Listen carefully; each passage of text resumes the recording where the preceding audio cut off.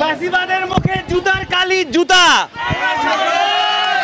আমি আসলে গালি দিয়ে এই শুভ নববর্ষ নষ্ট করতে চাই না। গালিটা তো আসলে শোভন না, শুনতে বাজে লাগে।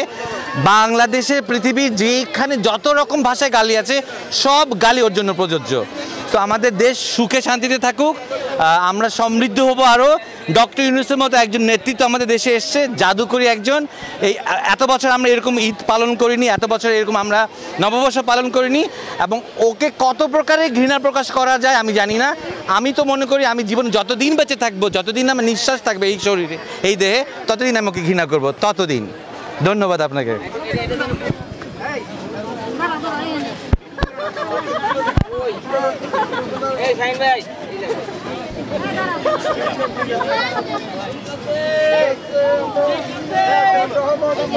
ফাঁসিবাদের মুখে জুতার কালি জুতা।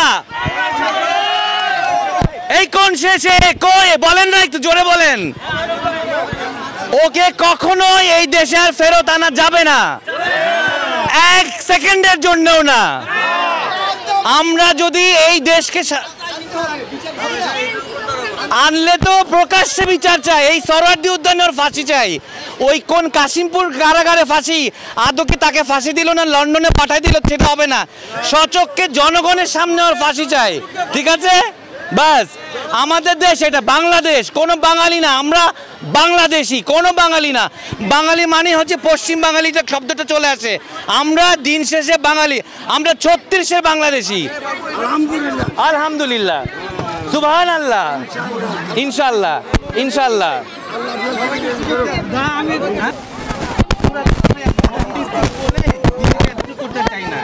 এখন ধরেন কথার কথা, আমি নোয়াখালী, আমি নোয়াখালী বাইরে না, বাইরে না, আমি কখনো বলি না আমি বলবো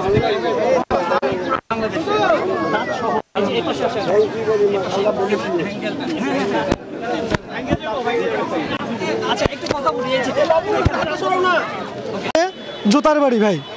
এই দেশে যেন ফেসিবাদ আর কেউ কায়েম না করতে পারে, এইটাই আমাদের জনগণের, আমাদের প্রত্যাশা, এইটাই ভাই। সৌরভ, সাধারণ মানুষ থেকে রিক্সাওয়ালা, ভেড়ালা থেকে শুরু করে সমস্ত মানুষের রক্ত পিপাসু এই হাসিনাকে গ্রেপ্তার করে দেশের মাটিতে এনে ঝাড়ু পিঠে দিয়ে জনসম্মুখে তার বিচার করা উচিত।